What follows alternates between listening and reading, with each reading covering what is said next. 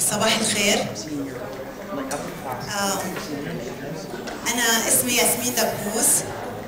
أنا بعلم صحافة وإعلام بالجامعة اللبنانية الأمريكية ببيروت، اللي هي الجامعة الأمريكية الثانية هون بالعاصمة بيروت. أنا حصلت على الدكتوراه تاعي ب 2010 من لويزيانا ستيت يونيفرسيتي بأمريكا، وما بعرف إذا لحسن الحظ ولا لسوء الحظ رجعت أتعلم هون بلبنان.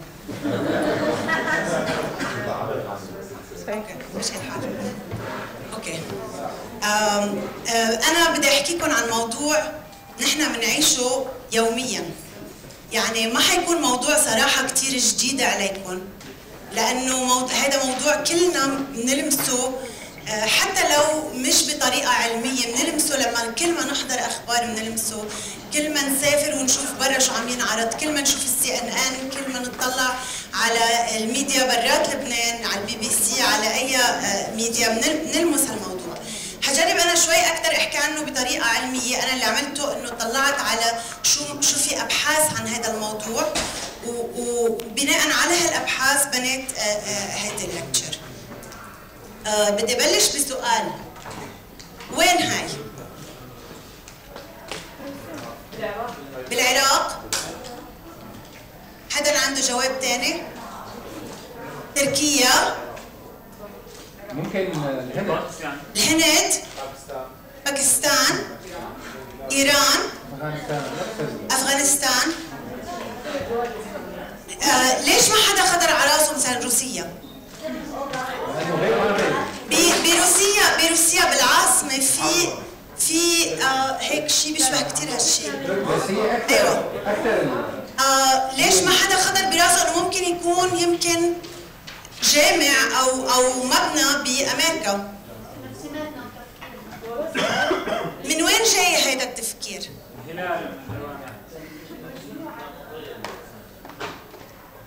تفضل.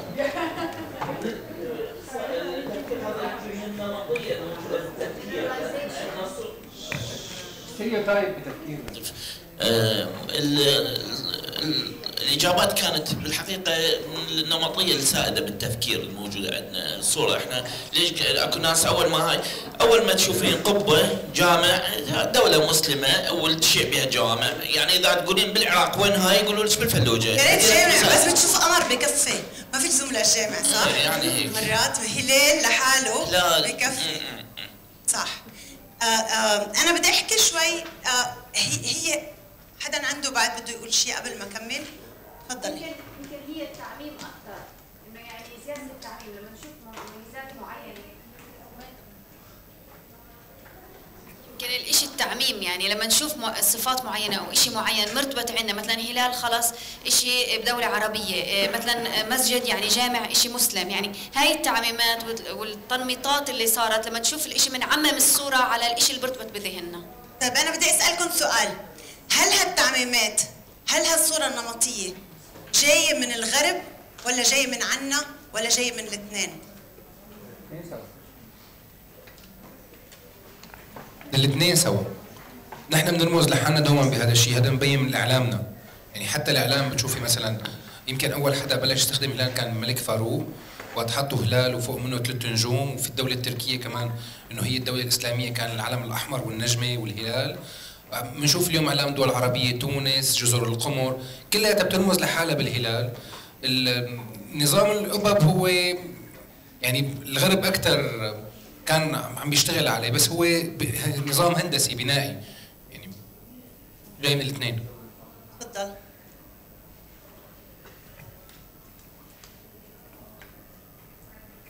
هو جاي من عين الغريب اللي كان يجي عندنا ويشوف هاي المناظر، فهو هذا ابرز شيء بيشوفها. يعني من كثر ما استخدمها وصلنا لدرجه ان احنا صرنا نشوف بلادنا هيك. لما انا بدي ارسم دمشق راح ارسم الجامع الاموي والمآذن والقبب. صح. هي من عين الغريب. يعني انا رحت على دبي يعني اكيد انتم كلكم تعرفوا دبي يعني بنايات شاهقه، يعني مودرنتي، يعني جلوباليزيشن. بياخذوك على الصحراء، بيركبوك على جمل، بيجيبوا لك رقاصه وبيعشوك هيك عشاء على الارض هيك، وبيرجعوا بودوك على البيت. هيدا هالافكار يمكن مثل ما قلت تماما هي الفكره، هن يمكن ما بعرف اذا ولدوا عنا ولا ما ولدوا عنا، بس بلشوا بمحل ونحن عم نستعملهم هلا ك يعني طريقه يمكن لجذب السياح، طريقه يمكن كمان نحن هيك صرنا بنفهم حالنا. على كل بدي ارجع شوي بس صغيره لكتاب كثير مهم، انا متاكده انه كلكم بتعرفوه، اورينتاليزم لادوارد سعيد. ادوارد سعيد هو كاتب فلسطيني امريكاني، توفي هلا.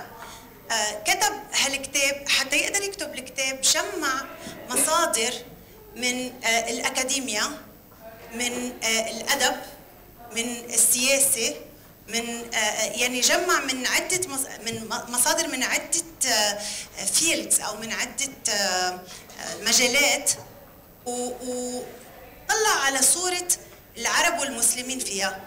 اوكي، مش بس العرب والمسلمين، اكشلي طلع على صوره الشرق فيها حتى نعمم اكثر. ولقى انه في طريقه حكي، طريقه للحكي عن الشرق.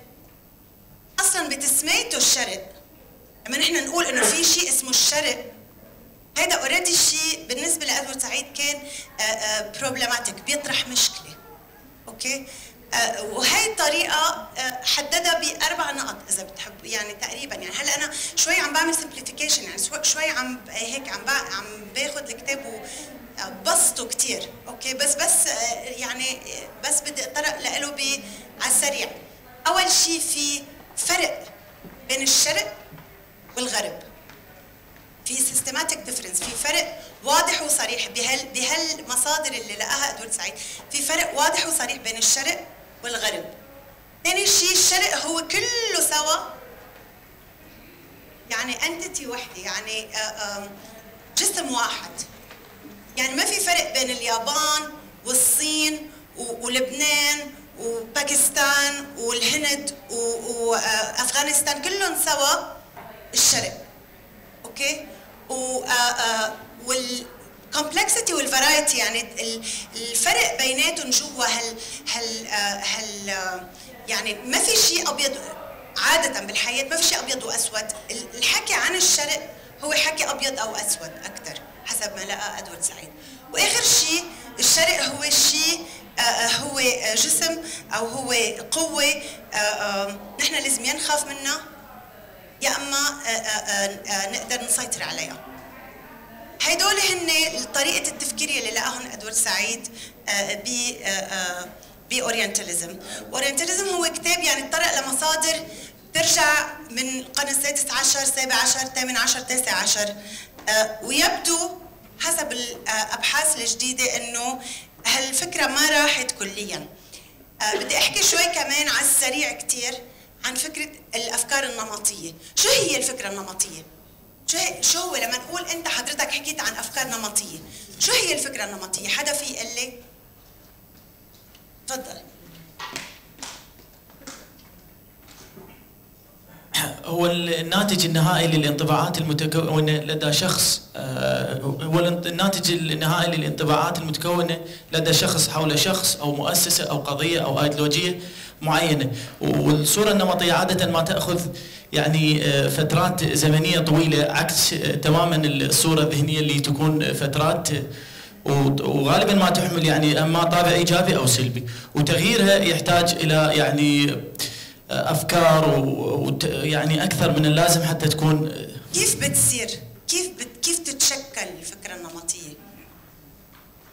جاءت الصورة النمطية ومن صحيفة الطباعة أنه تصل الأفكار بشكل مقولب إلى الشخص، وهي نتيجة أنه الشخص ينقل له معلومات عن مجتمع أو عن ظاهرة لا يعرفها أو لم تسن له الفرصة بالتعرف عليه عن قرب، عن وسائل الإعلام وعن الأشخاص، ويكون هذه التعميم بها من الصفة وتصل إلى مراحل أنه تصل إلى التعصب ولا. تماما، هي فكرة عنا إياها عن شخص أو عن مجموعة نحن ما بنعرفها كثير، لأنه لو بنعرفها الفكرة النمطية بتدوب بتروح.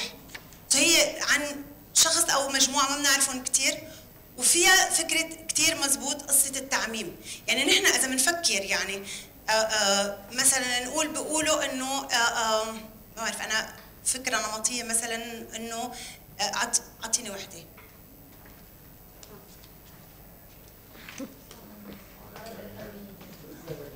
الاسلام ارهابي مثلا، هاي فكره نمطيه. اعطيكي مثال ثاني، انا من فلسطين. كنت كل فكري من دعايات او اللي بعرفه عن بيروت وعن لبنان وعن البنت اللبنانيه، عن هي موديل، هي الجسد، هي الميك اب، يعني هيك النظره عن البنات اللبنانيات. لما جيت هون شفت شيء ثاني، فانا اخذت فكره. ميرسي.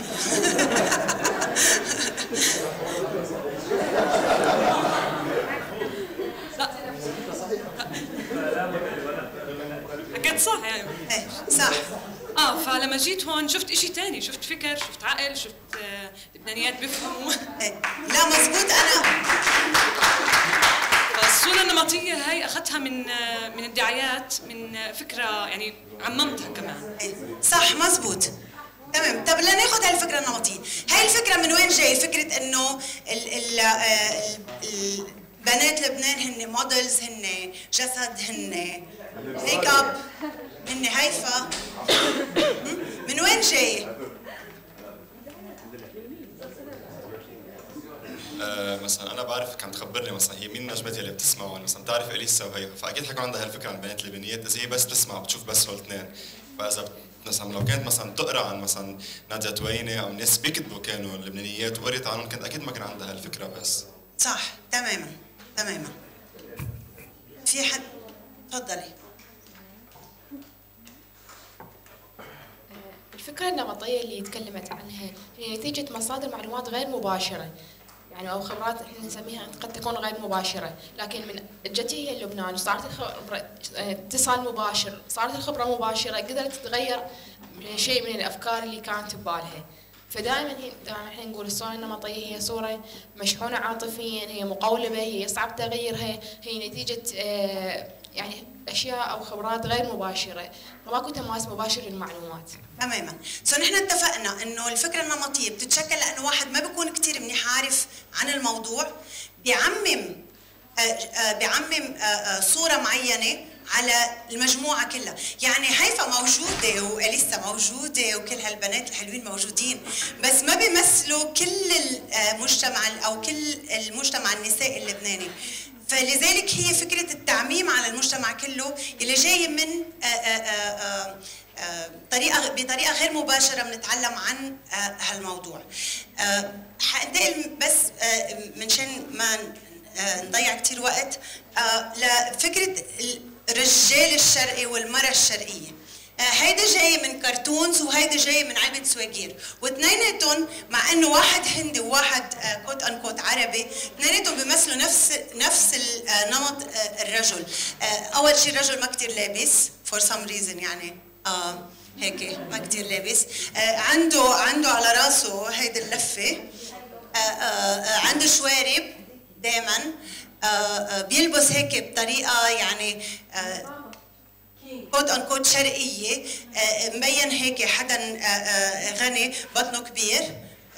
هذه الصوره دائما موجوده اذا بنفتش على اورينتال. يعني انا اللي عملته انه حطيت بجوجل اورينتال وطلع لي مثل هالصور. المراه الشرقيه هي المراه اللي كثير سكشوال، كثير عندها طاقات جنسيه، ممكن تتصور بدون ثياب بس محجبه بنفس الوقت، ما بعرف كيف تزبط بس بتزبط. راقصه. انا لما كنت بامريكا مره سالوني انه انتم كلكم رقاصات؟ قلت لهم انه لا. فانه الراقصه الجيشة يلي هي المرأة يلي سبمسيف، يعني يلي بتسمع الكلمة، يلي شو ما بده الرجل بتعمل له. هول هالافكار موجودين يعني ان جنرال بمصادر عن الشرق. لما نحكي عن الشرق بنلاقي هيك اشياء. بدي فوت اكثر بطريقة علمية. اطلعت انا على شو في ريسيرش، شو في ابحاث معموله عن صوره المسلمين والعرب حديثا يعني. فطلعت على 19 بحث علمي من مجله علميه بين 1989 و 2014 بألمانيا، ببريطن، بالولايات المتحدة وبأستراليا. واطلعت على شو مكتوب عن الانترتينمنت يعني الترفيه والنيوز الأخبار. تقريبا بتلاقوا انه ما كثير في فرق بين اورينتاليزم شو لقى ادوارد سعيد وبين شو موجود هون. اول شيء انه هن جروب واحد، العرب والمسلمين كلهم جروب واحد، كلهم يعني في هالاخر يلي في فرق بينه وبيني انا كويسترن بيرسون، كحدا غربي. دائما في نظره غربيه للشرق، للعرب او المسلمين. في حدا عم يطلع عليهم، عم بيعمل لهم اناليسيس، عم بيراقبهم، عم بيقرر عنهم، عم بيحكي عنهم. دائما هن in conflict with non-Muslims، يعني دائما هن في حرب او في tension بينهم وبين مش مسلمين. بعد 9/11، بعد احداث ايلول 2011 شوي تغيرت الصوره. ببريطانيا بدهم اكثر انه يحضنوا عرب ومسلمين، فانه صار في اكثر انكلوجن، صار في اكثر بوزيتيف ايمجز، يعني اكثر اشياء ايجابيه، نظره ايجابيه. بامريكا لا، بامريكا صارت النظره اكثر او الصوره اكثر هي صوره امريكان عادي، بس من جوا هن بعدهم نفسهم. سو بنشوف الفرق كمان بين البلدان بهالشغله. بدي هلا بس شوي فوت معكم بصور نحللهم شوي بيست على هيدي الابحاث. اول شيء هو الاربع صور، 3 من الاخبار وواحد من فيلم لهاريسون فورد. اوكي، ما كثير في فرق اذا بتلاحظوا الاخبار والفيلم. هيدا اول ملاحظه. شو عندكم ملاحظات انتم؟ بس نخفف الضوء بعد على الشاشه. اوكي، اذا في حدا بليز يخفف الضوء.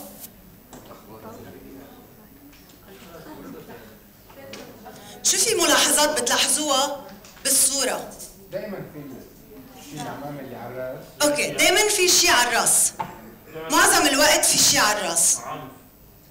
العنف، دائما في قصه العنف، او كثير مرات في قصه العنف. ما بدنا نعمم، بس كثير مرات في قصه العنف. الاجنبي شو بيعمل قدام؟ في الاجنبي، شوفوا الفرق يعني بين هاريسون فورد وبين اللي وراه. مبين اجنبي، مبين انه حدا جاي من برا، اوتسايدر. مبين انه في فرق بينه، يعني دائما في هالفرق بين هن ونحن، صح؟ اقتران العنف بالاسم، وهن واقفين وراه. بس الدلاله على هم موجود فيهم لهارب منهم ولا شو؟ لا، هو هلا بهاي الصوره هو في قدامه بيكون واحد كمان عربي عم يتخانق معه، وبيجي بده يضربه بالسيف وهو بقوصه بالفرد. نعم، بفرجوا انه هن اجنبيين. هم متقدمين كمان. متقدمين. الويست متقدم اكثر من العرب والمسلمين. اقتران العنف بالاسلام، بتلاقوا في فرق بيناتهم، يعني بكل هالصور. مين بتلاحظوا بالاربع صور؟ اللون. مين اكثر شيء بتلاحظوا بالاربع صور؟ لا، على اليمين فوق. لا، على اليمين فوق عم بيصرخ، بس في فرق بينه وبين غيره؟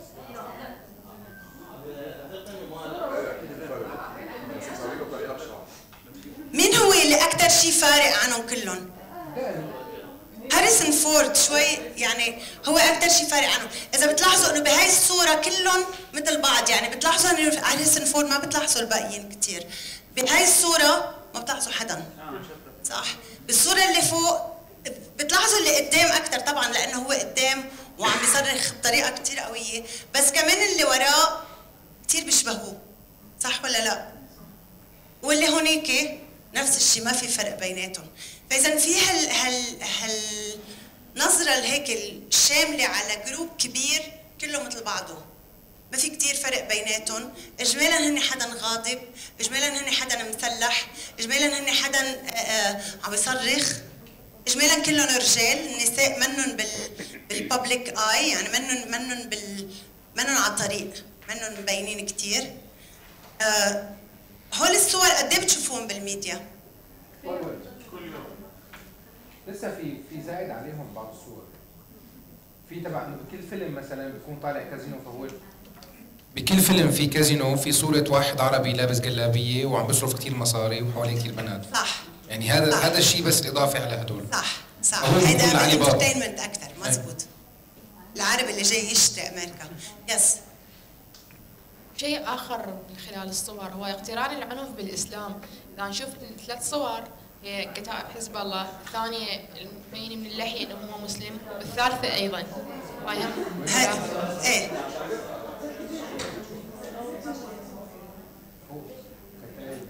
بتعرفي انه هي لحظه كثير مهم انه هي فكرتهم حزب الله، لانه كلهم سوا واحد. يعني فيك تفكريهم حزب الله، فيك تفكريهم من باكستان، فيك تفكريهم من افغانستان، داعش، ما في كثير فرق، كلهم سوا الشلفه، صح؟ مع انه هو في كثير فروقات بيناتهم نحن بنعرفهم، بس بالصوره الاعلاميه ما هالقد في فرق. بدي اقول لكم قد ايه بتشوفوا هيك صور؟ قد ايه بتشوفوا هيك صور؟ هلا عم نحكي اكثر عن الاعلام الغربي من الاعلام العربي، بس حتى بالاعلام العربي يعني انا عن جد حقول لكم شغله، ستي تيتا ما بتحب تحضر اخبار ابدا، لانه بتضلها تقول انه هن ورقه نعوه. كل ما واحد حضر اخبار مثل كانه عم يحضر دفن، يعني كل الوقت. لان قد ما في اخبار نيجاتيف، اخبار كلها سلبيه، اخبار كلها دم وموت وقتل يعني من بكل المنطقه العربيه. يعني نحن ما كثير عم نغير، ما كثير عم نقدم بديل عن الصوره النمطيه اللي موجوده بالغرب. هول الصور قد ايه بتشوفون؟ هول الصور عن جد يعني لاشخاص اصليه بالميديا، جائزه الابداع العربي. هيدا ايوه تونسي من تونس، هي بتغني عرب ايدل او شيء هيك، وهن كابل من يعني كابل جست راندوم كابل، اشخاص عاديين، بس طلعت صورتهم بالميديا. لو في هيك صور مع هول الصور، يعني احنا ما فينا نقول انه هول الصور مش مزبوطين او ما لهم وجود، ولكن التركيز عليهم وعدم التركيز على هيك صور هو اللي بيخلق المشكل. من هيك انا بدي احكي بس بريفلي عن فكره الفريمينج. الفريمينج هي ثيوري بالميديا، هي شو بقولوا ثيوري بالعربي جاد؟ نظريه. هي نظريه بالميديا بتقول انه اللي بتقول انه الصحافي بيركز احيانا على شغله دون شغله اخرى. يعني انا بتطلع بهيدي القنينه بقول انه علينا نصها فاضي، كيف بيعطوني قنينه نصها فاضي؟ او بقول انه الحمد لله فيها منيح مي هالقنينه. وهل طريقه تقديمي لهالقنينه بيأثر على الجمهور؟ الابحاث بتبين انه تاثير يعني كثير عالي على الجمهور، كورليشن تقريبا 0.9 اللي هو شيء كثير عالي علميا. هذه فكره الفريمينج. انا لما ركز على هول الصور دون هول الصور I am framing the Arab world، عم بعطي صوره معينه، كادر معين، عم حط كادر معين عن العالم العربي والعالم الاسلامي اللي هي صوره كثير نمطيه. بدي احكي شوي كمان عن السيميوتكس. سيميوتكس هي نظريه طلع فيها رولان بارت، اللي هي بتقول انه انا متاكده انه معظمكم بيعرفها بس حامشي عليها كثير بسرعه. بتقول انه في بعض الكلمات، بعض الصور بيصير لها معنى اكثر من معناها اللغوي، بيصير لها معنى اجتماعي، لها معنى سياسي. مثلا حاعطيكم اكزامبل، مثلا اللون ما بعرف اذا انتم بتعرفوا، بس اللون الاورانج بلبنان شو بيعني؟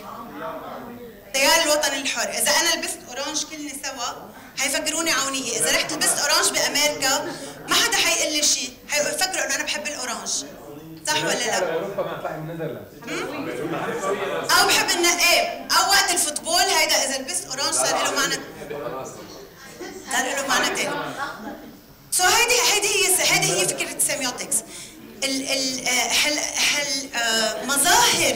هالمظاهر المعينه في كم مظهر بين الشكل العربي والشكل يعني شوفوا عم نحكي عن الشكل العربي والشكل الاسلامي، هالكم مظهر صار لهم معنى اكثر من معناهم اللغوي او معناهم البصري.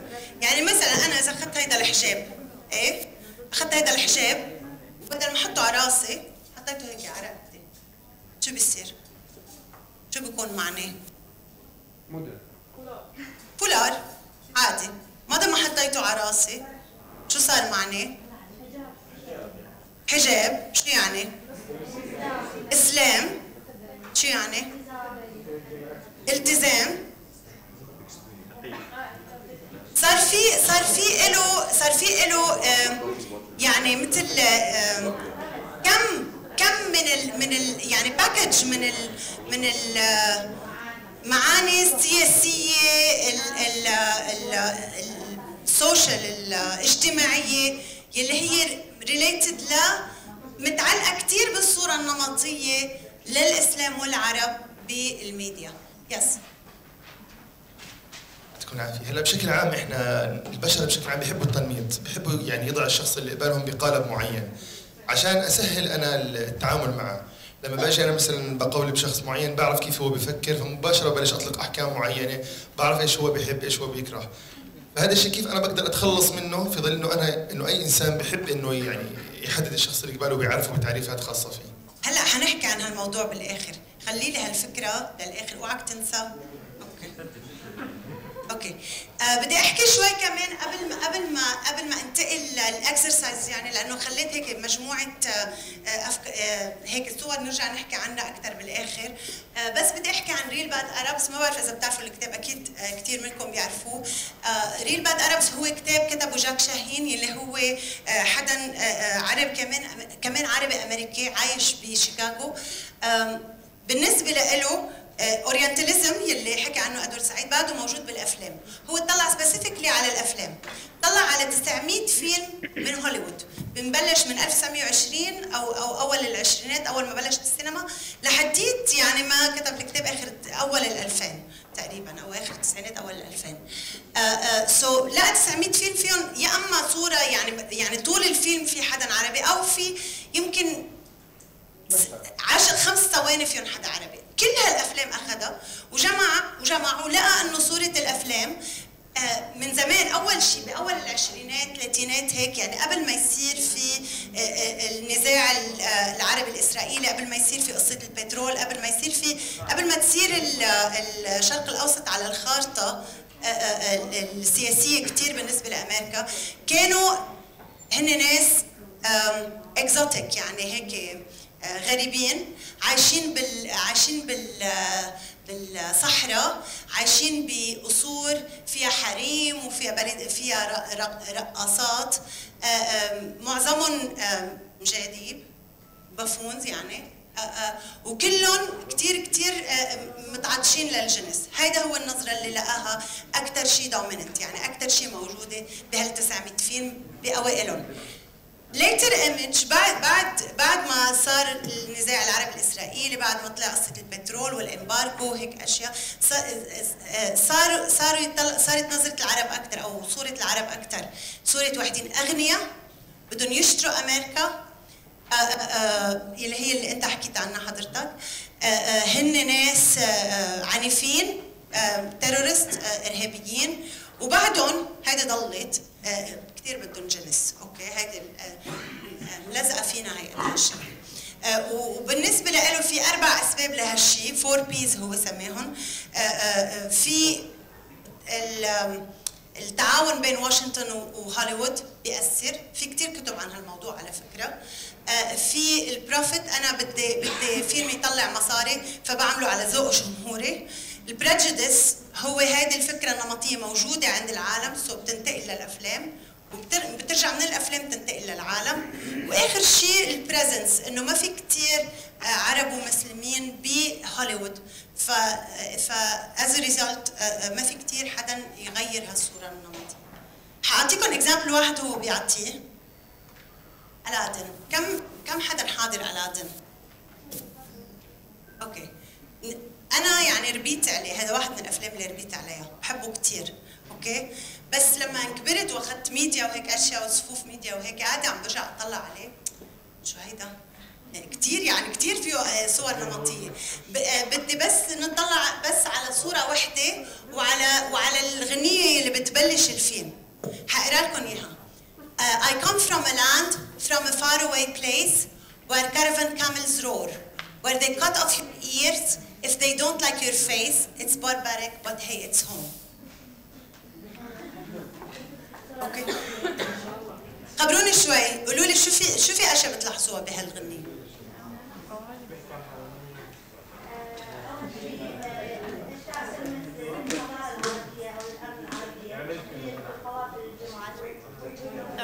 اوكي. قوافل الجمال. بعد هيدي قصة الصحراء والجبل والأرض العربية. بعد ثانيا العنف، قطع اذنك ان لم يرق لهم بيقطعوا لتيتك اذا ما شكلها عنف وهمجيه، وهو يعترف انه هو مكان همجي ويعرف ذلك لكنه يبقى موطنه. اوكي، وبيحكي عنه انه هو شيء همجي. انا بدي اعلق بس على شغله كمان وحده بعد، كل اللي قلتيهم كثير مضبوطين. يس. والعبارة هذه يقوم الناس بقطع اذنيك هو يعني إشارة أنهم دول حضارة لا تقبل الحوار، لا تقبل الآخر المختلف، أما أن تكون معهم أو لا تكون. صح صح. يس. بالآخر بليز.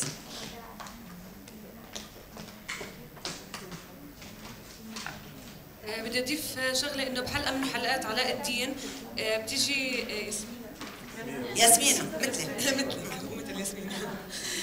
بتيجي ياسمين تسرق شغله، بمسكها صاحب المحل، صاحب هذا بيقطعها، بيجي يقطع ايدها لانه هذا حرام. برضه هي صح. يس.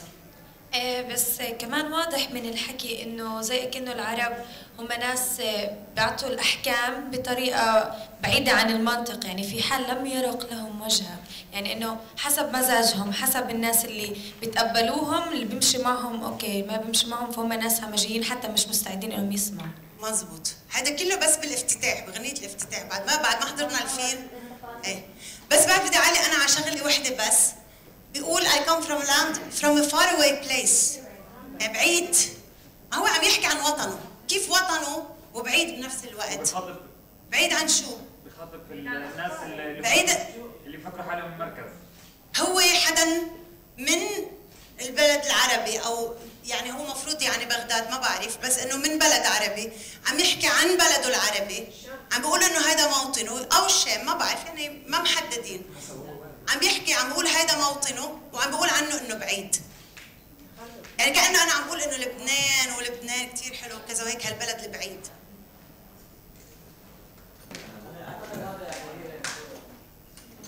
هذا اسلوب اقناعي للاخر الغربي انه هذا الشخص يتكلم هو من نفس هذه البيئه، وليس احنا الذي نسقط هذه الافكار عليهم. بعيد عن شو؟ انه هذا الشخص هو من ضمن هذا البلد، هذا الهمجيه، انه ليس نحن نصف هذا البلد، هو شخص منهم يصف حالهم. هذا الاخر من يقرا هذا الكلام يشعر بانه بالثقه بالصدق ان هذا الكلام صحيح، له شخص من هذه البيئه يصف هذه الكلام. بس برجع بسالك، بعيد عن شو؟ عن شو بعيد؟ عن بعيد عن الشركه اللي انت، بعيد عن امريكا بيسكلي، بعيد عن امريكا، بعيد كثير عن حضارتنا نحن كامريكان اللي عم نحضر الفيلم. مع انه هو عم يحكي عن وطنه، بس عم يحكي عن شيء بعيد. نرجع يعني للفكره نفسها اللي هي انه هن ونحن بعاد عنا. ايوه، بعاد عنا، غير عنا. هيدا. وطبعا الصوره نفس الشيء، يعني ما حنلق كثير على الصوره بس لانه من وراء الوقت، بس نفس الفكره انه هالصور النمطيه تبعت انه سجاده وقصر ولابسه هيك نفس الشيء. ايوه تكون في صوره عن عرب تكون السماء فيها زرقاء حلو هيك. يعني تخيلوا لو دبي هلا، تخيلوا لو حطوا صوره دبي هلا هون، يعني كثير غير صح؟ شو في بلد عربي بيشبه هالصوره؟ وين في بلد عربي بيشبه هالصوره؟ بيشبهها كثير.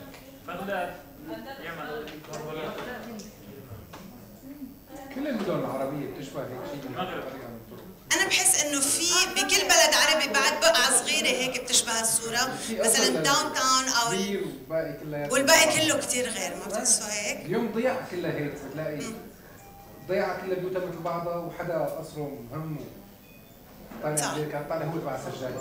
صح.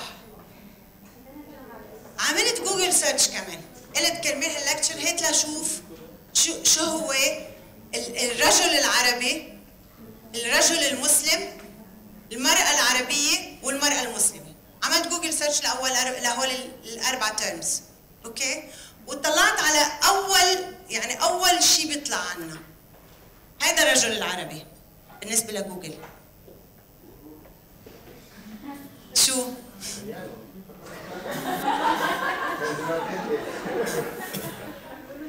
محمد بن زايد، محمد بن راشد.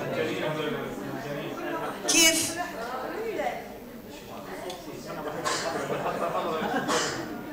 تفضلي. في يوم فرد حكام عربي. هذه نوعية محسنة جدا. خليجيين والباقي مش عارفة من فين جابوه. إذا بتلاحظوا هو رجل حلو، رجل يعني في كثير امفاسس على يعني sexually promiscuous، يعني في امفاسس على الجنس، على جاذب. كمان حاطط مرات هيدا الكوفيه، حاطط كوفيه انه في هيدا اوكي. خلينا نشوف الرجل المسلم.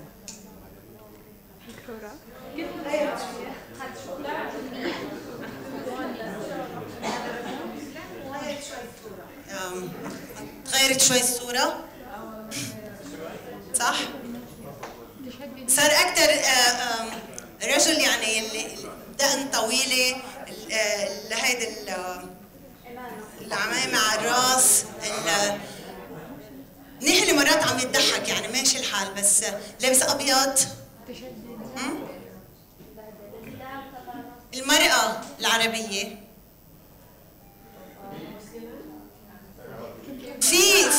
في كم وحده محجبه يعني، بس اكثر انه شعرها اسود يعني. ليش هيك الهندي هذا الهندي نانسي عاجل عم تجيب لبكه المرأة العربية كثير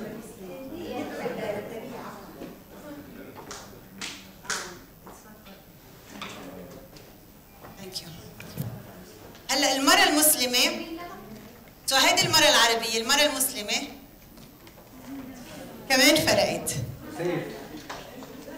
إذا تلاحظوا صار في it seems شوية فرق بين فكرة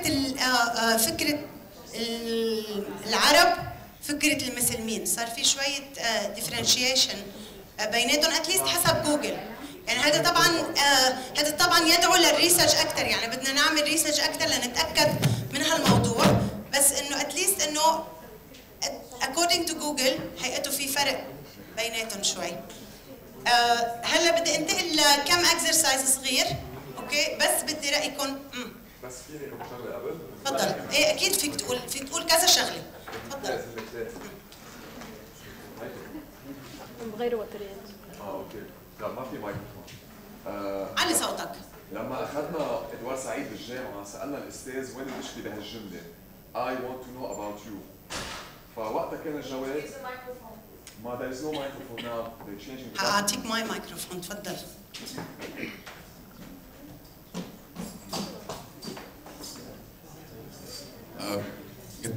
كنت عم اقول انه وقت كنا بالجامعه عم ناخذ ادوار سعيد سالنا الاستاذ وين المشكله بهيدي الجمله I want to know about you. فكان الجواب طبيعة الحال الآي، إنه لازم تكون الجملة we should know about each other أو لازم نعرف بعض أكثر. هيدي من ناحية نحن وهن. بس في شغلة إنه إدوار سعيد هذا اللي كنت بدي أتفضل فيه. إدوار سعيد كان عم يحكي عن القرن السابع عشر والثامن عشر والتاسع عشر وإلى ما هنالك، بس ما كان في وقتها ميديا أيامها، ما كان في كاريكاتير، ما كان في تي في، ما كان في كل هالقصص. اكزاكتلي. وبعدين ما كان في حدا بالاعلام الغربي عم يصور المراه اللبنانيه، يعني مثلا لما كان عم ينحكى انه المراه اللبنانيه هيفا والى ما هنالك، الاعلام المصري من 50 سنه كان في السيده فيروز وما كان في هيفا والى ما هنالك، وبرضه الاعلام المصري عربي مصر ام الدنيا كانت عم بتصور المراه اللبنانيه كمراه مش لذيذه، هيدي المراه الغنوجه الدلوعه، ورح استعمل كلمه ثانيه اللي منا كثير منيحه، بس ما رح استعملها، ما رح اقولها الكلمه، بس يعني نحن دائما بنشوف شو الوست بيعمل، بننتقد الوست، ما بنشوف نحن شو بنعمل، نحن هلا هون باكاديميه لطلاب عرب ومن جميع الدول العربيه بدنا نشوف كيف نحن عم نقصر، ليش نحن عم نعطي هذه الصوره؟ هل امريكا هي اللي قالت انه الاسلام هيك؟ لازم نربي دقن والى ما هنالك، نحن اللي عم نعطيهم هيدي الصوره لهن يستغلوها، ما في شك انا ادوار سعيد بالنسبه لي هو ايكون بدون ما اعمله دوغما يعني، بس ما نلحق التطورات ونشوف هيدي شغله. النقطه الثانيه على موضوع كنا عم نحط سلايد وبعتذر اذا عم كون شوي هيك ستريت فورورد، بس بدي جرب اوصل المسج. كان في سلايد كمان قبل ما بعرف نسيت شو هي لانه مرقوا ورا بعضهم كلهم، صورت الشاب العربي، وفي سلايد ثاني عن المرأة. اجين نحن بتذكر باوائل التسعينات لما خلصت الحرب بلبنان بلشت ال بي سي تحط بروجرامز كانوا شوي اوف سوسايتي او شوي شوكينج للسوسايتي للمجتمع، بس كل الدول العربية حبتها. يعني الدول العربية هيك بدها. هيدا ما كنا بالاعلام الامريكي. فهلا السؤال لحظة، بما انه نحن بالتربية بالاكاديمية الاعلامية، نحن هون شو عم نحط خطة بديلة لمواجهة هذا الإعلام اللي عم يصورنا دائما هيك، وليه نحن ما عم نغير الاتيتيود تبعنا كأشخاص وكمؤسسات إعلامية. كمان حخلي سؤال لأنه بيشبه كثير السؤال اللي سأله حدا هون، هو أنت سألته، خلي سؤالك للأخير لأنه هذا هو بالأخير اللي بدي أحكي فيه، أوكي؟ بس أنا بس منشان الوقت بس فينا نخلي الأسئلة للأخير، في أطلب منكم معليه؟ أوكي، ثانك يو. اوكي بس بدي اقول شغله انه هلا هول الصور اللي شفتهم على جوجل ما ضروري يكونوا اجانب اللي حاطينهم، فين يكونوا عرب ومسلمين اللي حاطينهم، فالبوينت اللي عم بيقولها حضرته هي بوينت ليجيتيميت. هول الصور شو بتلاحظوا بهول الصور؟ هول الصورتين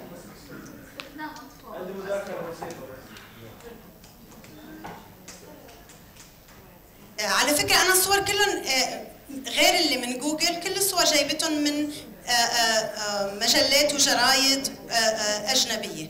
اوكي تفضل. هلا بس بالنسبه شغله تكنيكال، يعني بالنسبه لجوجل لما بيحط بالاي ار الانفورميشن ريتريفر تاعه انه ترجع شيء، لما تكتب كيورد بيكون حاط صوره رئيسيه فيها نوع معين وشكل معين ولون معين. الاشياء العامه زي مثلا الرجل المسلم بيكون هو حاط تيبيكال صوره وبناء عليها انت بتعمل ريتريف. صح. فالشغله مش يعني جوجل نفسه محدد هذا الشيء. والمراه المسلمه صورتها محدده برضه اوريدي. اوكي تماما، ثانك يو، مداخله منيحه. بدي ارجع لهول الصور، بنرجع بنحكي اكثر ان ديتيل يعني اذا عندكم اسئله وهيك او مداخلات، بس بدي احكي عن هول الصورتين. شو بتلاحظوا فيهم؟ صورة مين هولي؟ أطفال. تنشئة. سو يعني هي الفكرة إنه مش بس إنه العالم هلا هيك، العالم كيف حيكون؟ يعني الله يسترنا من يعني يا ما احنا هلا قدام بعدين، صح؟ ودائما نفس يعني شوفوا نفس أنا لقيتهم كثير بيشبهوا بعض الصور، يعني كثير مثل بعض. حنتقل كمان هولي شو في شيء بهالصور بيشبه بعضه؟ شو اللي بيشبه بعضه؟ اسلام، اوكي. من وين جاي فكرة الدومينيشن؟ خلاص كثير ناس شو عم يعملوا؟ عم يصلوا بنفس الوقت كلهم سوا مثل بعض. يعني هيدي فكره يعني بتخليك تحس انه هن كلهم سوا صف واحد، صح؟ ايوه اكزاكتلي. يعني كانه الفكره انه هن كلهم سوا مثل بعض، كلهم سوا صف واحد، كلهم سوا بيمشوا على امر واحد، مثل كانه اتس ريفلكتد، يعني بتبين بصور الصلاه. هيدي صوره من ميدان التحرير من مصر. Islam will dominate the world, Muslim rage وحرق هيدا. هي فكرة الغضب عند المسلمين، هي فكرة كتير موجودة. يعني أنا لما عملت ريسيرش شوي كرمال هيدا اللكتشر، هي فكرة كتير موجودة اليوم. مش بس فكرة إنه المسلمين تيرورست أو كذا أو هيك، أكثر فكرة يعني الأندرلاينج، الفكرة يلي سائدة، يلي تحت يعني بتمشي كل هول الافكار او بتحدد كل هول الافكار. هي فكره الغضب. هي فكره كثير موجوده. الكفرج تبع غزه، حاخذ اكزامبل واحد، ما بعرف اذا مبين عليكم كثير. هلا انا شفت لما فتت انه في حدا اللكتشر اللي قبلي كانت عم تحكي عن غزه، سو ما رح طول كثير على هالاكزامبل. بس انا طلبت لما بالجامعه لما كنت عم بعطي الصف بهذا السمر ميديا ليترسي، طلبت من تلاميذي يعملوا بروجكت يعملوا كومباريتيف ستدي على الكفرج اوف غزه، يعني يشوفوا كيف كان تغطيه غزه بمجلتين او جريدتين او يعني وسيلتين اعلاميات. الارتكل اللي نقيته بيلخص كل الفايندينجز، بيلخص شو لقيوا، بلخص النتائج اللي لقيوها. هيدا ارتكل من نيويورك تايمز. حقرا لكم بس اول باراجراف والتايتل. First Israeli killed near Gaza border. Jerusalem, Egypt's proposal for a ceasefire between Israel and Hamas collapsed Tuesday, only a few hours after the Israelis had accepted it, as Palestinian militants in Gaza launched a barrage of rockets and Israel resumed its airstrikes. The Israeli authorities said the Palestinian attack caused the first Israeli fatality in the eight-day-old military confrontation, in which Israeli bombings have killed nearly 200 Palestinians. هذا طبعا بالاول، يعني باول هيدا. بدي بس شويه تحليل.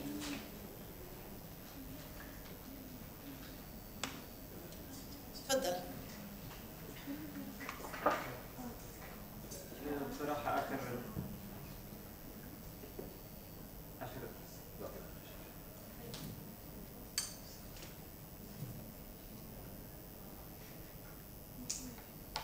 بطلع برجع لعندك.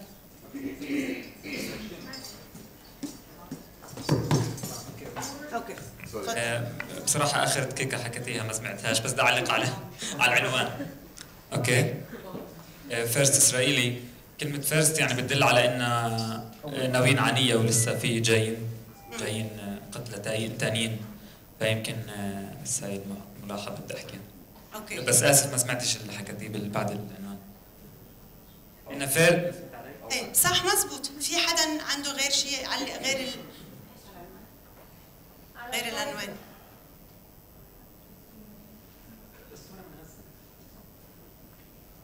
الصورة من غزة. فينا نعمل زوم عشان نحن نقراها عشان ما علينا. اوكي، ما بعرف إذا رح أعرف أعمل زوم، بس حجرب.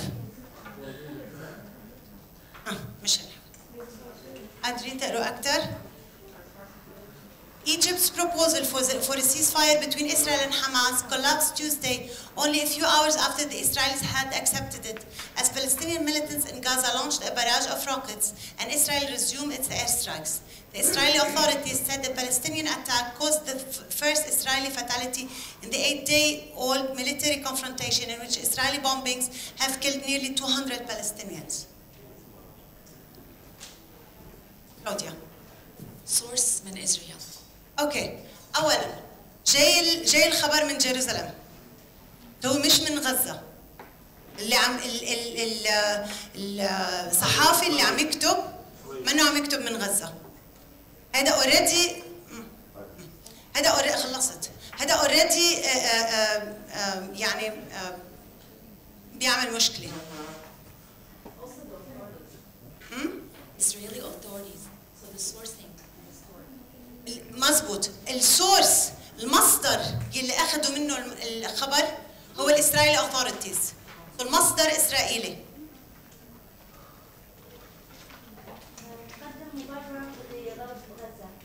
مزبوط. بلشوا باسرائيل، بلشوا بانه اسرائيل مشيت بالسيز فاير، مشيت بالمشروع المصري، بس الفلسطينيين هن اللي كسروا السيز فاير، كسروا الهدنه، ومنشان هيك هيدا مش انه كذبوا، مش انه قالوا انه عم ينقتل هون اكثر من هون او هيك، قالوا انه 200 فلسطينيين زي، بس حطوها تحت.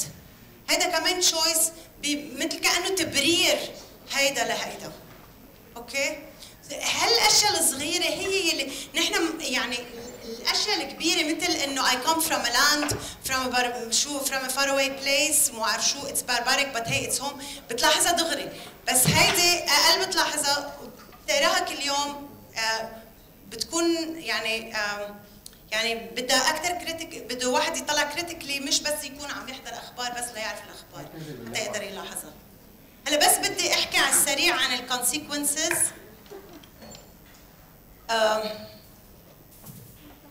اوكي. اللي بيؤدي هالشيء بيؤدي حسب الريسيرش كمان عملت ريسيرش عن الكونسيكونسز تبع هيك صوره.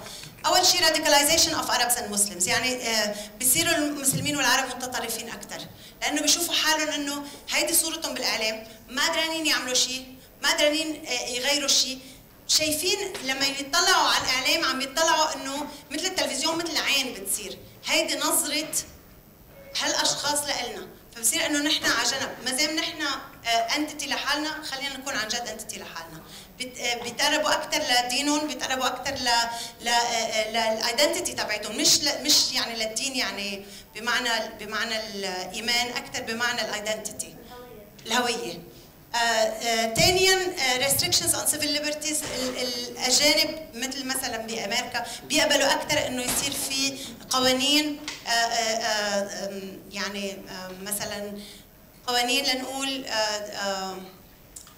مثل مثلا لنقول ضد الاسلام او ضد العالم، مش انه ضد الاسلام، بس انه قوانين تحد من حريه بعض الاشخاص لان حسب هويتهم.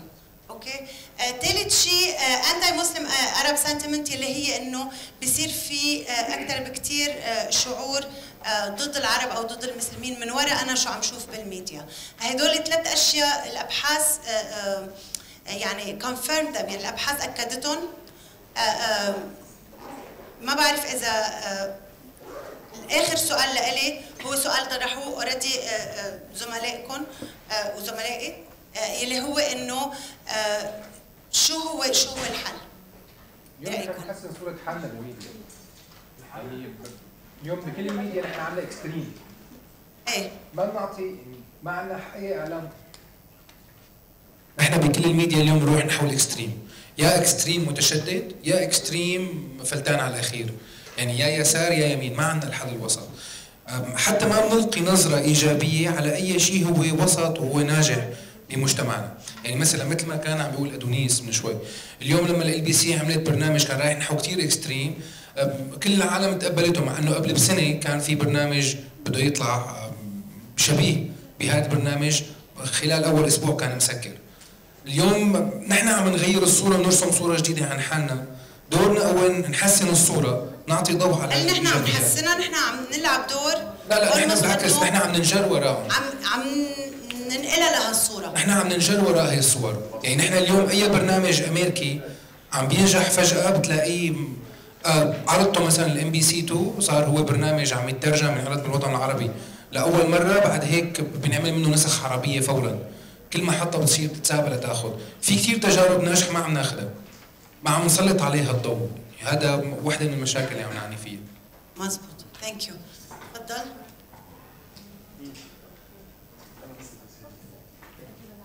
بس يعني في بأول سلايد كنت حاطة it is either to be feared or to be controlled. تعقيبا على اللي عم يقولوا عمر هلا، نحن we are a nation governed by fear controlled by ego. So نحن مبسوطين بالصورة اللي عم يعطوها الأمريكان وما بدنا نتغير، بس نحن ما عم بحكي نحن هون بهالغرفة، عم نحكي الحكومات والشعوب. فمشان هيك أنا the question I raised before كان لها علاقة بنحن شو عم نعمل in fact، شو بدنا نعمل؟ هل بنحب نكون victim ولا بنحب نكون survivors؟ دوركم انتم الناس اللي بهالغرفة. أنا بدي أضطر جد خلص ما بقى يخليني أحكي أكثر. بتأمل إنه نقدر نكمل الحديث، بعتذر منكم يلي كانوا بدهم يحكوا، بتأمل إنه نقدر نكمل الحديث بعد اللكتشر. أنا حضل هون موجودة لحتى جاوب عن أسئلتكم ولحتى نتحاور. ثانك يو كثير. أنا بعتذر كان لازم أعرفها الدكتورة ياسمين دبوس قبل، بس هي بلشت قبل نجيب. دكتورة كارولا ريختر سوري من جامعة برلين الحرة فري برلين يونيفرسيتي. رح تعرف عن حالها أكثر وتحكي لنا شوي عن شو عم تعمل، رح تغطي تقريبا نفس موضوع الصور النمطية بناء على دراساتها من الإعلام الماني. Just a couple of words about it. Yes, it will be in English. Also, I'm an assistant professor at Freie University Berlin, and I'm working mainly on media systems in the Arab world, but of course also on Islam and its coverage in Germany. So I think I can really well tie into what Dr. Yasmine just laid out here and come up with a case study on how Islam and Muslims are presented in Germany. And we just heard about the consequences of these distorted images of Islam and Muslims regarding Muslim identity. And of course, I can, coming from my research, I can subscribe to the statement that the image of Islam among Western publics is really distorted. And I would like to back my assumption, or these general assumptions, also with some proof here in the form of polls. And I brought here just 2 slides from latest polls which have been carried out in Germany. And what you can see here is that there have been asked different countries, different publics in Europe. For example, the blue column is the German one, the red column is the British one, and so on. And what you can see here is that they asked the first question, or they made a statement and asked whether people can subscribe to that. And the first statement is, Islam is a religion of intolerance. What you can see is that nearly, and here you see always the average of the European statements, that nearly like 50% of the people said yes, Islam is a religion of intolerance. Then they were asking, there are too many Muslims in our country. So in the second part. You also see it's about like 40%, between 40 and 50% yes, say there are too many Muslims. Muslims are demanding too much, is the third one here. Then we have here Muslim culture. The Muslim culture is really fitting our culture, or fitting in our country. And you see a very low positive statements here, in particular in Germany. And so on. And here at the end you have like the use of Muslims towards women. Do not correspond with our values. So, and a lot of people say, yes, this is true. And in another poll, people were asked which religion is enriching our society and which religion is a threat to our society. And what you can see here, they ask people in West and in East Germany. And in West Germany, you see the first column always, and the second column is East Germany then. And they were asking about Buddhism, about Hinduism, about Christianity, Judaism, and here is the statements about Islam. So most of the people see Islam as a threat to German society, and in particular also in East Germany. You can see that here. So, so there is this increasing trend towards fear, increasing trend of fear of Islam in Europe and in Germany also in particular.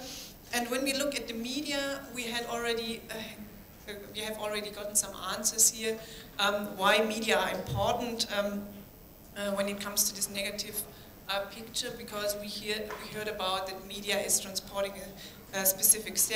transporting different stereotypes and frame these aspects in a specific way. I want to come up with, or when we as media researchers do research about these issues, we can do it in a way that we look for stereotypes, or we can look at the framing, but this seems sometimes difficult to do. So what we came up with when we did our research was that we have this concept of agenda setting. And I don't know whether you ever heard about agenda setting, but this approach you can use here for analysis, because it is assumed, when you look at agenda setting, it is assumed that media largely determine what audiences should think about. Specifically in relation with issues people do not have a strong personal connection with. And for German audiences, Islam is such an issue. You already saw, I pointed out to this one column where East Germans in particular said Islam is a threat to our society. Mostly people, when you have Muslim people in Germany, they don't live in the eastern part. They normally live in Berlin or in the western part, but not in the eastern part. So a lot of people do not really have contact with Muslims, but they rely on other images, images which are transported by the media. And here agenda setting comes into play. They rely on the media, and the media then determines what topics they should think about in relation to Islam, and this again shapes, of course, how people are referring to it. So for example, when Islam is mostly mentioned in relation to conflictual topics, then the audiences also start to identify Islam or Muslims as conflict. So we don't look for stereotypes, we look for in which topical relation Islam, the mentioning of Islam occurs. So if Islam was often mentioned in connection to beautiful architecture, for example, or to perfect haircuts or so, then people maybe would rather identify it with a specific lifestyle. For example, this is maybe the case for Buddhism also. But here we have in the German media, from a historical perspective, we have an established culture of reporting about Islam that has been triggered by the Islamic Revolution in Iran in 1979, which since then has become ever and ever conflictual. In particular, after the September 11 attacks in 2001. Before that, before 1979, Islam in particular had been a topic which was not really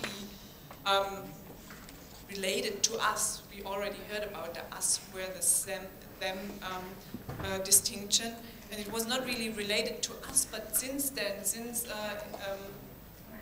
radicalization, Islamic revival, Islamism came up since the 1980s.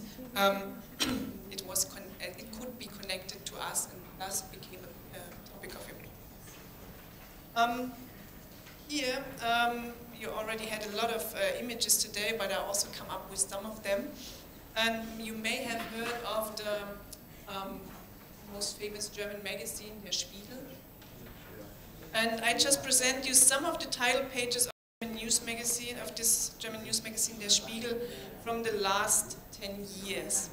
And I have 2 pages of them here, and I try to also translate the caption here of the title pages, and I would like to show you these 2 pages and ask you also, so what do you see in what comes up in relation to it? So we have here, whose God is stronger, it is asked. Then we have a feature about the Quran, the most powerful book of the world, and this picture again. Religomania, they say here, back to the Middle Ages. And you see, of course, Osama bin Laden in his face. Myth of Mecca, the fate of Islam is also here. Who was Muhammad? The secret of Islam. And the Shiites, Iraq's warriors of God.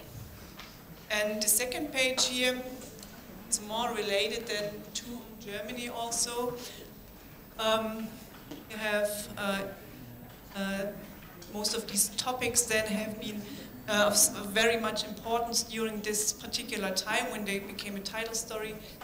So here, for example, there was a whole court issue about women being allowed to wear the veil as teachers, or here about these forced marriages when the title reads Allah's lawless daughters, Muslim women in Germany. And so what do you see? How do you feel?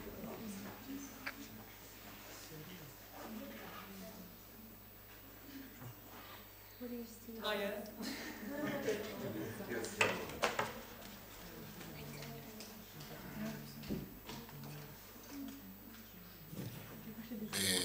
دائما الصور هي بتعطي الواقع اللي مفترض انه الجمهور الالماني متوقعه، الخاص بانه كل ما هو في المنطقه العربيه هو قبلان او الفتيات المسلمات المحجبين المحجبات اللي طالعين باتجاه القتال، مع انه في الازمات الاخيره في الربيع العربي طلعت مجموعات شبابيه خارج هاي الصوره النمطيه، بس في يعني استمرار في الاجنده سيتنج انه خلص الصوره النمطيه هي محجبين محجبات، مع انه الربيع العربي اخذ منطقه جديده اللي صار في مصر وتونس خارج القوى الدينيه، يعني انتهى الاسلام السياسي من حوالي سنتين، بس لليوم في اصرار في الجريده الغربيه على انه موجود ويعيد انتاج نفسه. Yeah, that's a very interesting point. I mean, in particular, I mean, what I present you is a study which has been carried out in 2005 or 2006. But when you speak also about the so-called Arab Spring, one could imagine that afterwards, after 2011, maybe things have changed, but it didn't. So what we really have is since, I would say really, when you look at the studies that have been carried out since the 70s, since the 80s, there have always these patterns of reducing complexity. That's what we say, reducing complexity on the stereotypes that we have. So not really presenting the complex issues which may be behind wearing a veil, which may be behind, for example, forced marriages. So it might not be Islam as the case, but there might be other things being behind. But this is not really reflected. It's reduced to the issue of Islam, and thus these issues are largely related to very conflictual topics, and this is because, in particular, journalists and also the audiences think that the religion and politics in the Islamic world are not very separated. They cannot be separated.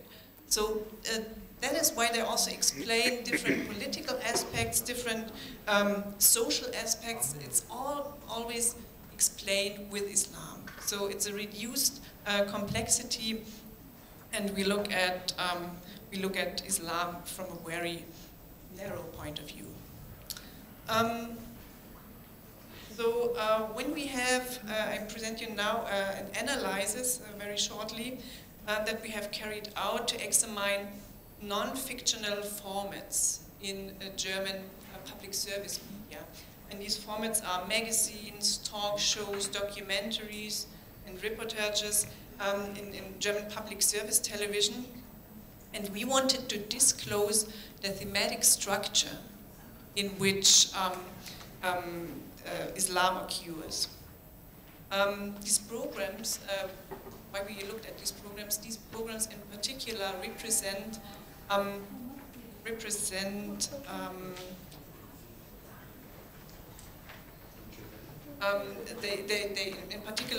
they are meant to be a basis for political information of the people. And when you know about German or in general European public service television, they are always meant to be really informative, really balanced. And so we examined in which thematic context Islam appeared in the period of July 1st until December 31st from 2005 to 2006 in those two programs, ARD and ZDF. And the results show that Islam in these public service programs mainly occurs, of course, in connection with violence and conflictual issues, and thus adding again to a negative image of Islam and Muslims. So overall, the subject Islam was addressed in 133 broadcasts, and the results show that 81% of all occurrences of Islam in the program are in context of negatively connoted topics. Only 19% of the appearances of Islam are in a positive or in neutral context. So what you can maybe not so well read here is terrorism and extremism. This is the largest part here, so 23%, so about a quarter of all the contributions on Islam was in this field of terrorism and extremism. This is what we already know, but maybe most striking is the fact that also the remaining topics addressing Islam are overwhelmingly dominated by conflictual issues. And these topics can be subsumed in the following categories, and we put it here, so international conflicts, for example. Again, a very problematic issue here comes in, for example, in 2006, you remember the war in Lebanon. You maybe remember the Danish cartoon debate. So these were international conflicts that occurred, and of course mentioning Islam in these contexts were very high. Then we have, for example, religious intolerance. So here with 10%, which maybe focuses on the persecution of Christians in the Middle East. We have honor killings and rape of women, which comes in here for women oppression and emancipation. Of course, we have problems of integration and of problems of migration, in particular things that relate to young Turkish people and their behavior in Germany. We have resistance to building mosques in Germany. These are all topics which come in here. And neutral or positive topics in which not violence and social conflict are addressed in relation to Islam, but regular everyday life, for example, normal social issues, as well as issues of culture and religion, which are here with 11% or 8%, are in general only 1/5 of the whole occurrences of Islam. So, and just give you some brief examples of the topics or the titles of these programs, which are related to Islam. Can you read it here? These programs, or these aspects, occur in waves. And these waves are induced by current events, of course. This is journalism, after all. And there are, as well as we already had heard before in the session with President Möller, they are also boosted by geographical proximity. For example, the Danish cartoon debates, they also affected us again.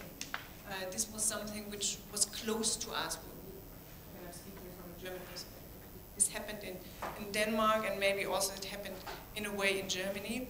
And we also had a failed attack by so-called suitcase bombers in Germany in August 2006, and this, of course, was also something which affected us. And then this whole wave came up again, how we need to look at Islam. So and these events provoke discourses that are related to security anxieties, of course, and here you see some of the titles which came up after that. So we read here in the reticule of terror, terrorists as neighbors, hate preachers in Germany, offspring of a parallel society. These are the titles which came up then. So and you see also that the language is very striking. Then most of the topics to Islam, related to Islam were also found in so-called foreign affairs magazines. In these magazines, two main scenarios of presentation can be identified. And one first scenario is that Islam is presented as a subtle threat to Western security, of course by reporting from a war zone and by reporting from terrorist regions, as they were called.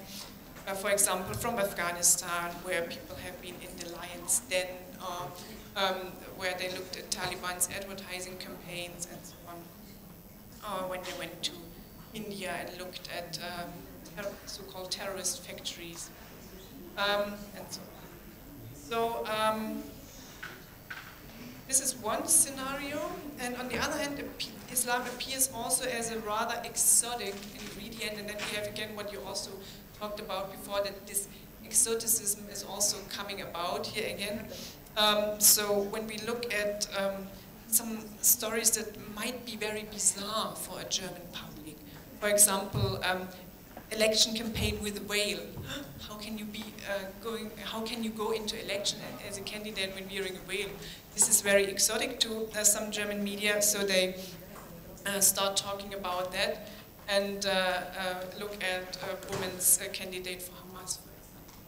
And lately, I was sometimes phoned by journalists who were asking about the new spokeswoman of Hamas in Gaza, which is also a very educated woman and has been divorced, and they were very excited about, so what's going on with Hamas? So there must be something strange, so how can you explain that? So this is also an ingredient which is of very much interest for media in relation to Islam, and also here, for example, when you see that an imam is also playing football, so this is also something very interesting. So we have this culturalization of political issues and the focus on negative aspects in reports on Muslims, and this, of course, again, is likely to provoke a very one-sided public debate and what we can call an analogy with the often cited disaffection with politics. We can also speak maybe of a disaffection of Islam. So we have several rays of hope also in German TV. We have documentaries and reportages on these channels we analyzed. They do not have a negative topic, but maybe they are looking at, for example, everyday life, so on funerals, how they are carried out by Muslims, or on Christian Muslim weddings, or they are portraying Muslim cities, for example, go to Istanbul or go to Cairo. So we might also find stereotypes in these stories, but at least topical connection here is in a way somewhat positive or maybe neutral. So when I want to conclude here, of course I must say that the image of Islam in German television shows a fundamental lack of interest in Islam, in its complexity, in its diversity as a religion, and its on its lack of interest in various forms and aspects. And even these positive counterexamples in some of the programs, or some of these niche programs we have on German TV, they cannot palliate the finding that the thematic structure that we have of the non-fictional formats in the main program is what we call Islamophobe. And why was it important to look on German public service television, and why do we really need to look at these types of television still in Europe, and maybe normally in Europe? I think these kind of newspapers or these kind of media rather than, for example, very right-wing or left-wing newspapers that carry very problematic views already. These channels are meant to really convey a general message about what our society should be like.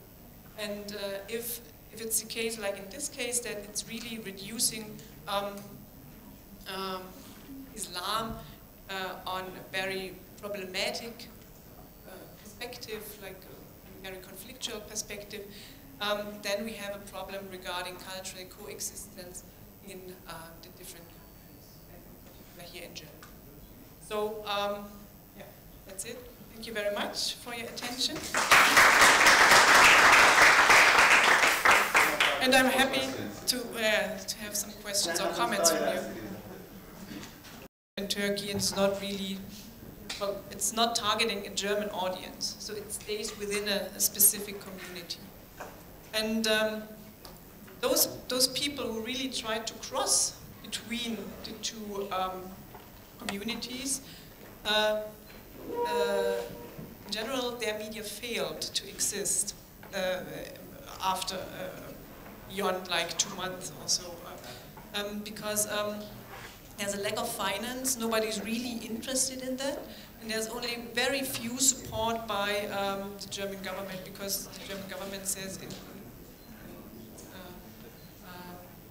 says, well, you should in a way assimilate, you can enter maybe German media, but it's not our task to really give you support for a community or Turkish community media in German, for example. So it stays again in separate areas, so there's nothing really.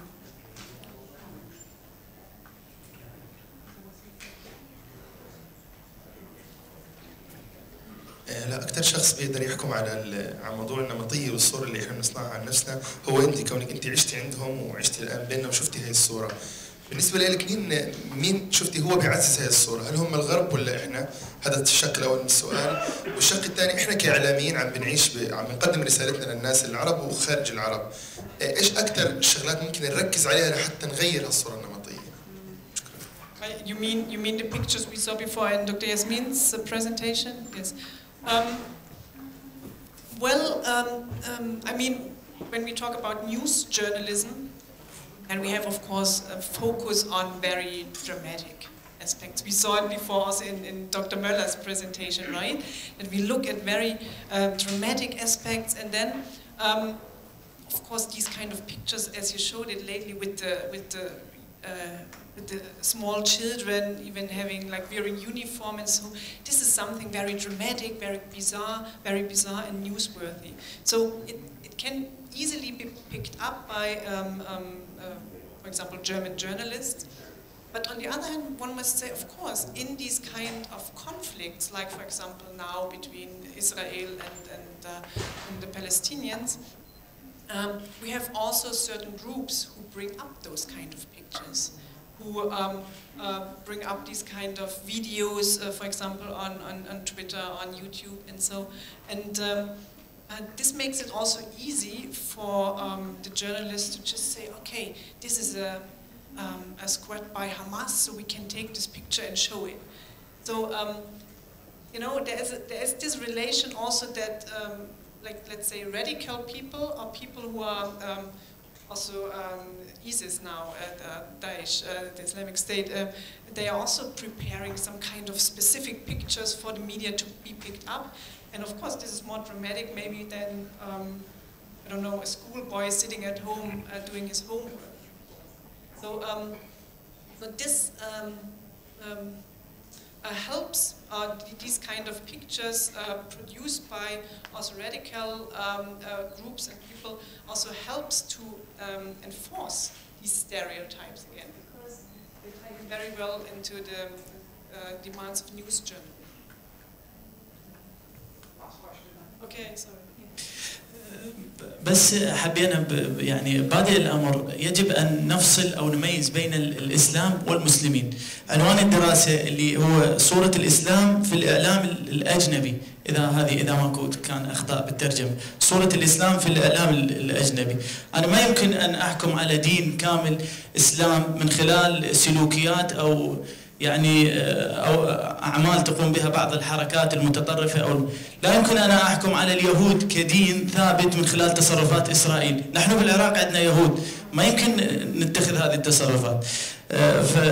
فيجب يعني من المفترض كانت الدراسة أن تكون صورة المسلمين، لأن الشعب الألماني أنا متأكد يعني مو كله أو الدراسة اللي جرت عليه ما يعرف شنو طبيعة الإسلام، ما مطلع على الإسلام، بس هو يعرف سلوكيات المسلمين، يعني يقدر من خلالها يتخذ صورة نمطية حول سلوكيات المسلمين، ومو يعني محتمل كل المسلمين يعرفون يطبقون، يعني أغلبية يعني ما يطبقون الإسلام بشكل صحيح. شكرا. Exactly this is the tricky thing. So we were not looking for how actually are Muslims presented. So in what ways, what kind of stereotypes are transported here, but in which thematic or topical relation they come up.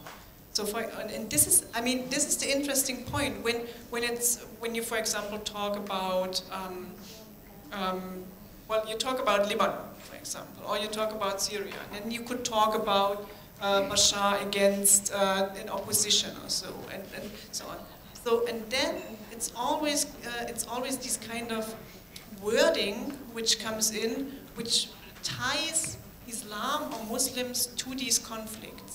And this is the problematic issues. Then you always hear, okay, it's a Muslim thing, it's an Islamic thing.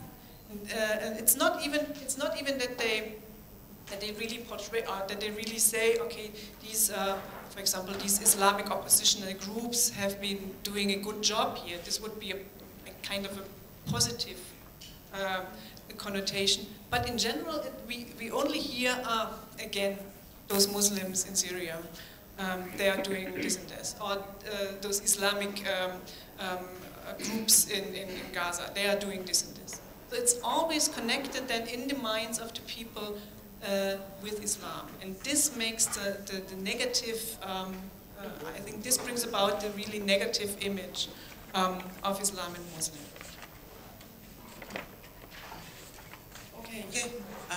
Okay, متشكرة دكتور